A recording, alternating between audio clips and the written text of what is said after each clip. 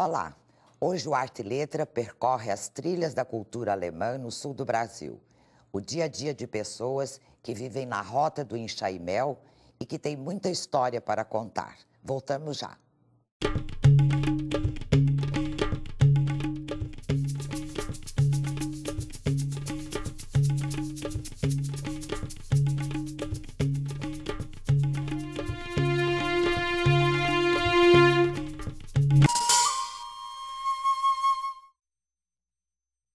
No programa de hoje, eu converso com a jornalista Selma Tronco, autora de Rota do Enxaimel, uma trilha de histórias em Pomerode. Olá, Selma, obrigada por sua presença. Obrigada a você, Maria. Seu livro é muito agradável de ler. Muito obrigada. Todas as histórias dessas famílias que você visitou, não é? E o seu relato se caracteriza por ser um jornalismo literário, não é? Você começou a fazer esse gênero já na universidade. Como é que você teve contato com esse gênero? Isso, exatamente. Foi já durante os anos acadêmicos, durante a universidade, onde eu realizei 2 trabalhos de iniciação científica com a minha orientadora, que se tornou orientadora do TCC também, a Mônica Martins. E já durante a universidade eu me encantei pelo jornalismo literário, observando trabalhos como os documentários do Eduardo Coutinho e as reportagens da Eliane Brum. E quando eu fui desenvolver o TCC, surgiu a oportunidade para eu fazer algo semelhante ao gênero deles, que é o jornalismo literário. E por que a escolha de Pomerode? Você já conhecia Pomerode? Sim, eu já tinha estado na cidade há alguns anos como turista, visitando a cidade e as casas da rota apenas externamente. E quando eu tive que fazer o meu TCC, surgiu a ideia de eu estar retornando e desenvolvendo o trabalho lá. Quer dizer, não só olhando por fora as casas, né? Isso. Você entrou em todas elas? Em todas as casas da rota do Enxaimel, que há um mapa turístico para a visitação da rota. E sim, foram todas as casas percorridas. Não, você entrou, eu digo, Entrei, você conversou, olhou as casas por dentro. Com certeza. Todas são de moradia ou não? Sim, tem casas de moradia e também tem algumas como comércio, como supermercados, onde eu também visitei, e outros locais que a comunidade frequenta, como a igreja, clubes de caça e tiro. Você se formou em jornalismo e durante o curso esses temas assim de sair pelo Brasil e visitar e conhecer as coisas e falar sobre elas, você já se interessava por eles? Sim, certamente. Até em função da iniciação científica, eu sempre me interessei por histórias de pessoas comuns, entre aspas. Na iniciação científica, você trabalhou também com alguma coisa assim desse tipo? Sim, foi a análise dos Foi ela, a documentários. iniciação que te levou para o TCC? É isso que eu estou querendo saber. Isso, ainda mais o gênero, jornalismo literário, ele se manteve. Só que na iniciação eu fiz um pouco mais a parte de documentário, visual, e as reportagens da Eliane foram na revista. E aí no TCC eu desenvolvi o livro mesmo. Certo. Você é de São Paulo, não é? Exato. Como é que foi esse processo de produção desses textos? Você fazia viagens constantes para Santa Catarina? Ou você foi para lá, ficou uma temporada, fez as observações, conversou e lá mesmo você redigiu ou não? A parte de redação das histórias era feita no mesmo dia. Eu estava com o notebook no hotel e eu já chegava com meu caderno de anotações e já transcrevia as histórias. Então, eu fiquei mais de um mês morando lá. Depois, eu retornei a São Paulo, conversei, inclusive, com a minha orientadora, essa parte da universidade em si, e retornei para Pomerode para esclarecer algumas dúvidas e acrescentar maiores detalhes a respeito das histórias. Sim, foram muitas idas e vindas. É isso que eu estou perguntando. Você deve ter ido várias vezes, Foi. né? Para tomar todas as informações, você ficou um mês lá. Isso, exato. Mas antes disso, você já havia ido e tornou a ir novamente depois. Ah, sim, exato. E até hoje eu também ainda vou para Pomerode. Ainda vai. Bom, ainda agora vou. você já é conhecida lá, com certeza, não é? Exato. Agora, conte para nós, o que é a Rota do Enxaimel? A rota é um atrativo turístico da cidade de Pomerode, inaugurado em 2002. É um trajeto de 16 quilômetros, onde há essas casas de estilo Enxaimel. E o turista, de forma geral, pode observar as casas apenas externamente. E, através do livro, eles podem conhecer um pouco mais sobre a história de quem mora nelas. Você... as pessoas te recebiam, assim, bem, com certeza, mas sem nenhuma desconfiança. Você explicava para elas o que era o seu trabalho, o que você estava fazendo ali.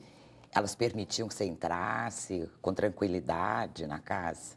Então, no início eu tive alguma dificuldade, ainda mais por eu não falar alemão. Então, eu já era uma pessoa estranha à comunidade e não dominava muito bem o idioma. E todos falam alemão lá? A maioria. Apenas algumas pessoas que não são originárias de Pomerode ou não têm essa descendência alemã, às vezes elas são casadas com descendentes de alemães e um fala, outro não fala. Mas, em grande maioria, eles falam. Então, eu também tive a ajuda de um morador da comunidade para me apresentar em algumas residências. Foi seu Cicerone lá. Exato. E a partir de então, aí o meu contato com os moradores foi ótimo. Facilitou, sem dúvida. Eu fui ficando conhecida. Quando eu chegava na casa de alguém, às vezes a pessoa já estava à minha espera, porque algum conhecido dela já havia comentado. E provavelmente já passavam a notícia de um para o outro, exato, não é? Já ia passando, já fui ficando conhecida na comunidade. Você trouxe algumas fotos que estão no livro também para a gente mostrar. Eu gostaria que você comentasse o tipo de construção que elas apresentam. Vamos. Sim. Fala. Exato, essa é a casa da Crista.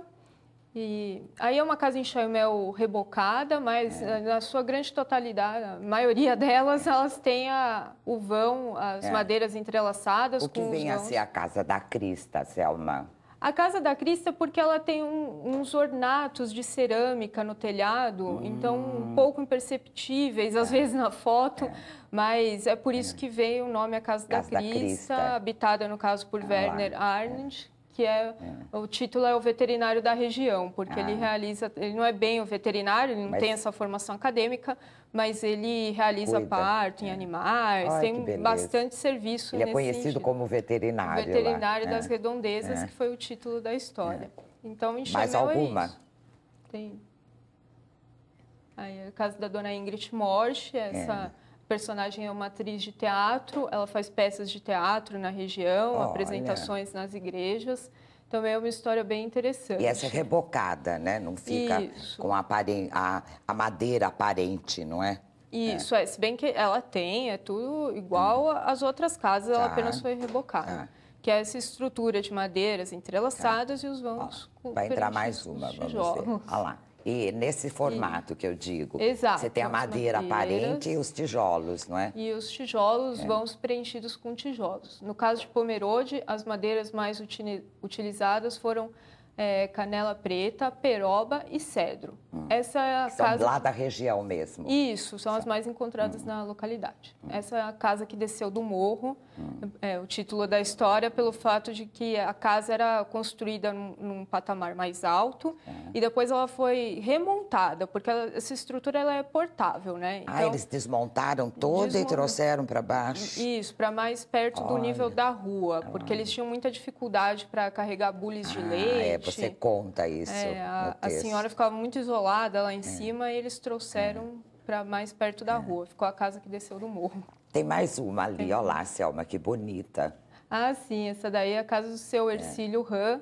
Ele é uma pessoa solteira e ele faz questão de falar que ele gostaria de se casar com uma pessoa de origem alemã. Olha! Então, tem os dois lados. Tem pessoas que se casaram com pessoas de outras etnias, vamos dizer assim, descendentes de italianos, de outras cidades, e alguns que fazem questão de manter essa tradição. Alemão. Ele fala que ele gostaria de se casar com uma mulher de origem alemã, porque ela iria morar numa casa em chaimel, construída pelos antepassados dele. Que beleza.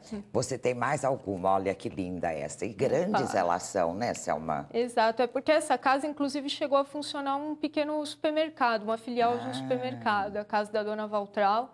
Antigamente funcionava a filial do supermercado Halt, mas depois a casa ficou habitada só pela família Zumack.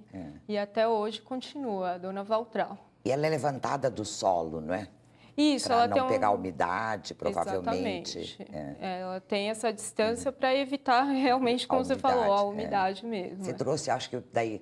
Olha esta, que linda. Ah, sim, a casa da dona Cecília Radins. Ela conta essa história, essa senhora, ela conta que ela adora receber visitantes, que ela está sempre com as portas abertas para os turistas e adora mostrar o certificado de tombamento da casa. E está muito bonita, né? Você tem mais uma, acho que é da igreja, não é? Se não me engano. Visitei a igreja Texto Alto, deve estar por aí também. Chama Igreja do Texto Alto. Igreja Texto Alto é o nome do bairro mesmo, que tem o rio que corta o bairro, que é o Rio do Texto. Esse nome veio através de um artefato de barro indígena, que os indígenas denominavam Texto, ficou o Rio do Texto, bairro Texto Alto, e a Igreja Texto Alto Olha lá, também. a igreja lá. Que, inclusive, até hoje faz cultos em alemão aos domingos. Que religião que eles professam? É religião evangélica luterana. Luterana. Isso, é a tradição dos alemães, e essa igreja realiza os cultos em alemão aos domingos. Agora, você trouxe também uma foto do cemitério, gostaria que você comentasse também. Isso, esse daí é o cemitério Texto Alto 2. Como as pessoas podem ver, os túmulos eles estão literalmente virados para a rua. A rua é aqui, não é? Exato, ali onde tem aquela parte de terra. Porque tem o costume da religião evangélica luterana de deixar os mortos com a cabeça voltada para o sol nascente. E como o sol acaba nascendo no lado oposto ao da rua, eles ficaram... São todos de costas para a rua. De costas para a rua, exatamente. Interessante. E eu converso, inclusive, com coveiros, contam a história do cemitério, as primeiras pessoas que foram sepultadas no local também. Tá. Como é que é feita, Selma, a manutenção dessas casas mais antigas? Porque elas precisam ter manutenção, não é? Senão são atacadas por cupins, a própria umidade estraga. A população tem uma ajuda assim, da prefeitura, porque eles são pessoas que trabalham, tudo, mas não devem ter uma disponibilidade assim, para estar gastando na casa, não é? Sim, a prefeitura tem uma verba destinada ao patrimônio histórico, que anualmente é empregada para as construções históricas do município, com foco nas enxaiméis. Então, tem essa ajuda do poder público. Ainda bem, não é? Ah, sim, ainda bem. Ainda mais eu que gostei das casas, adorei saber disso, né? Que tem e outra é uma atração turística para a cidade, né? Quanto melhor elas estiverem, com a melhor aparência, atrai mais pessoas, não é? Mais turistas irão visitá-las. Depois eu quero que você conte mais histórias de Pomerode no próximo bloco. Ok. A gente vai para um rápido intervalo e já voltamos com Selma Tronco sobre a Rota do Enxaimel. Daqui a pouco, até já.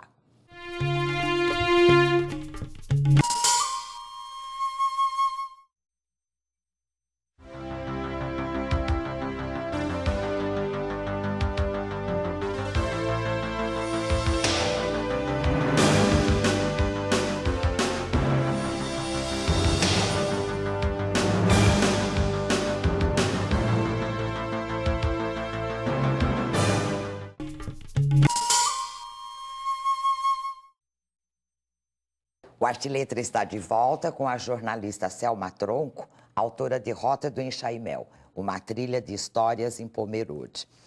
Selma, lendo do seu livro, o escritor Irineu Voigtlander, eu acho que é assim que se pronuncia, que prefacia o livro, afirma que o seu trabalho é inédito para a história de Pomerode. Nas pesquisas, você encontrou algum material semelhante a esse que você fez ou não havia nada do mesmo tipo do que você fez? Bom, do mesmo tipo que eu fiz, sem querer me vangloriar, eu não achei, né? Realmente eu achei vários livros que contam a respeito da história de Pomerode. Focando, da fundação, de como era. Na colonização do município. Então, tudo isso já existia e eu fiz um breve relato a respeito da história do município no início do livro. No início você faz uma apresentação da cidade. Mas com foco nas histórias de vida da rota, não existia esse trabalho, e aí que veio a frase do professor Irineu. Ele fala que o seu livro vai servir de base para outras pesquisas, não é? Para pessoas que queiram. Lógico, você abriu um caminho aí, né? Inovador, bastante. Quantas famílias moram na rota e quantas você conseguiu entrevistar? O mapa turístico da rota foi totalmente percorrido e visitado também. Eu realmente entrei em todas as residências. Todas que estão lá na rota? Em todas estão no mapa turístico da rota, exato. Foram 38 locais visitados. Foram 33 casas, depois teve 2 clubes de cassitiro, 2 cemitérios e a igreja, conforme a gente viu. E todas as histórias estão no livro? Você não eliminou nenhuma, assim, que você achou que não valeria a pena? Todas estão no livro? Sim, todas estão, não teve nenhuma que eu precisei tirar, ou enfim, todas realmente estão no livro. Você encontrou dificuldades para relatar essas histórias?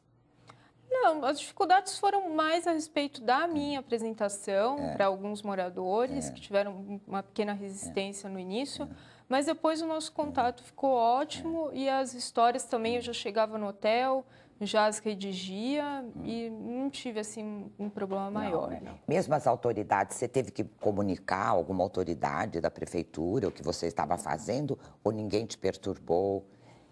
Eu acabei comunicando, mesmo porque eu tive que conversar com pessoas da prefeitura para saber mais a respeito da origem da rota, de alguns costumes, essa questão das verbas para a manutenção das casas.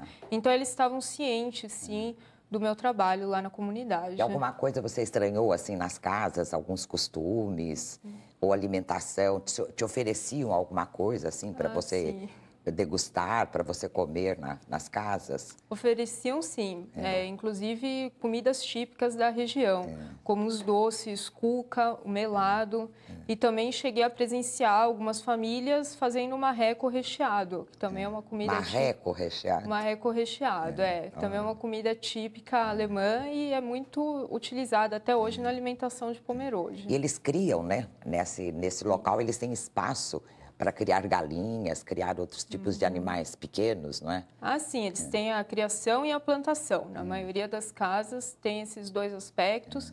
Tem muitos animais, sim, tem galinhas, patos, gansos. Porcos também. Porcos, peixes, é um costume bem cultivado. Eu não me lembro qual, mas um deles tem... No fundo da casa tem lagos. Isso, e eles pescam os peixes para se alimentarem, né? Isso, para se alimentar e também para venda. Inclusive eles vendem também. Isso, tem uma das casas da rota agora, que é a Casa Veg, onde todo final de semana tem uma feira de peixe lá. E as pessoas de toda a cidade vão comprar os produtos que são, em sua maioria, cultivados pelos moradores de Texto Alto. Inclusive, você conta que alguns dos moradores dizem que os ovos que são produzidos lá pelas galinhas, tem muita gente da cidade que vem comprar porque eles são de melhor qualidade, por causa da alimentação das próprias galinhas, não é? Isso, eles contam a história do seu Felipe Varros, ele conta que ele estava lá esperando as galinhas botarem os ovos para uns conhecidos de Blumenau virem retirar a encomenda. E não tinha ainda as 5 dúzias que ele precisava, não tinha ainda, mas com certeza ele conseguiu, porque eles têm muitos animais lá.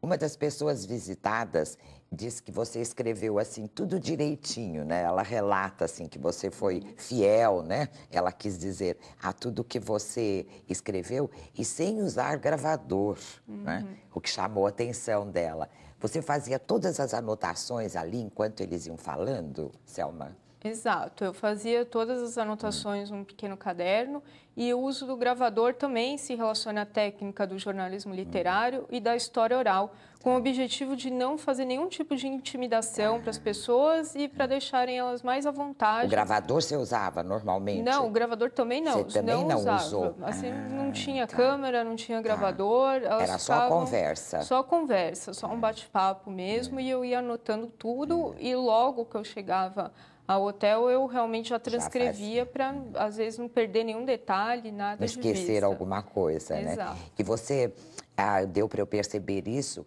você faz um relato extremamente fiel. Você julga aquilo que você está escrevendo ou que as pessoas te falaram, né? Você faz realmente o relato apenas, né? Exato. E agora eu te pergunto, essas casas em Chaimés ainda são construídas na atualidade? Ainda há pessoas que constroem essas casas lá? É possível construir até hoje em Chaimel. Mas há procura? Tem uma empresa de Blumenau que ela faz só casas em Chaimel. Ela só trabalha com esse tipo de construção. Então, sim, há uma procura, mas não tão grande, porque elas não são mais viáveis economicamente hoje em dia. Tem realmente tanto o custo da manutenção com cupins e também o uso da madeira. A madeira, né? Então, Madeira encarece muito, né? hoje em dia já não tem mais tanta abundância da matéria-prima assim para estar realizando as casas. O que você conta, já a própria casa em Chaimel começou a ser construída porque a forma como eles construíam antigamente eram as madeiras todas colocadas horizontalmente umas sobre as outras, né? E isso já estava ficando inviável. Aí criaram a casa em Chaimel com apenas partes, né? Suportes da madeira, aquelas partes transversais que eram preenchidas com qualquer outro material. Isso, agora, exato. a própria enxaimel também já encarece, não é? Isso. Porque o uso da madeira, a madeira é muito cara. Exato. Conta para nós como é que foi o seu retorno a Pomerode quando você levou para as pessoas as histórias já contadas. Eu sei que você voltou várias vezes, né? E você levou uma foto das pessoas de presente para eles, num porta-retrato. Como é que foi a recepção? Bom, graças a Deus a recepção foi muito boa. Imagino. Todos gostaram do trabalho, elogiaram as histórias. Eu não tive que mudar muitos detalhes. Com base no primeiro relato, não houve tantas alterações. E sim, eu dava o porta-retrato com a foto da casa e da pessoa, até porque o livro conta com fotos coloridas, tanto das casas quanto das pessoas entrevistadas. E você precisou mudar alguma coisa, assim? Eles não reclamaram nada dos detalhes? E eu achei interessante isso, você não publicou antes de passar pelo crivo dos moradores, não é? Ah, sim. Acho isso bastante ético, não é? Foi feito um trabalho bem cuidadoso para ser bom para ambas as partes, né? Então, eles realmente tiveram total ciência das histórias, mas não teve que alterar nada. Às vezes, só algum detalhe, o nome de um filho que eu não coloquei, eu tinha escrito só filho, aí eu completei. E só algumas pequenas atualizações também, de alguém que já tinha terminado o namoro, eu acrescentei no final da história. Tem um caso que você conta que eu também fiquei chateada, que você visitou a pessoa, fez a entrevista, e quando você voltou, não sei qual das suas voltas, se já com o livro pronto ou só com os escritos para confirmar, ele havia falecido, não é? Isso, foi o seu Helmut. Inclusive, a última foto dele em vida fui eu que tirei, que faz parte do livro. É a que está no livro, né? Isso, ele foi o único morador que não viu a história pronta. Infelizmente, não deu tempo dele ver, mas eu li a história dele para uma filha dele, que confirmou todas as informações, não teve nenhuma objeção a respeito do trabalho. E aí, pessoalmente, qual história você te tocou mais, que foi mais marcante, ou algum fato em algumas das entrevistas?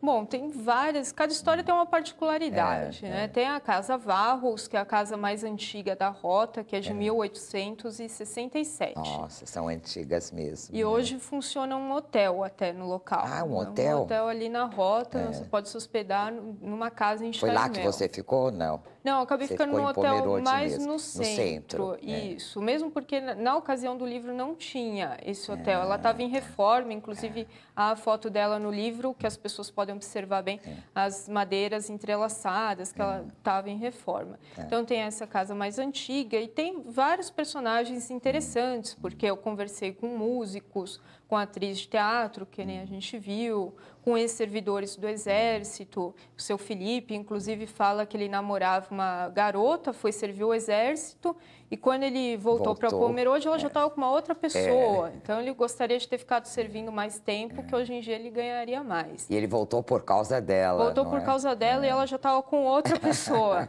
Então, tem histórias assim um pouco mais engraçadas, tem relatos a respeito da Segunda Guerra Mundial, onde foi um período de chumbo para os descendentes de alemães. Os alemães deve ter sido triste lá. Eles não podiam nem falar em alemão, não é? Não podiam falar em alemão, às vezes confiscava algum material que estava escrito em alemão. Então, também tem essa parte dos relatos.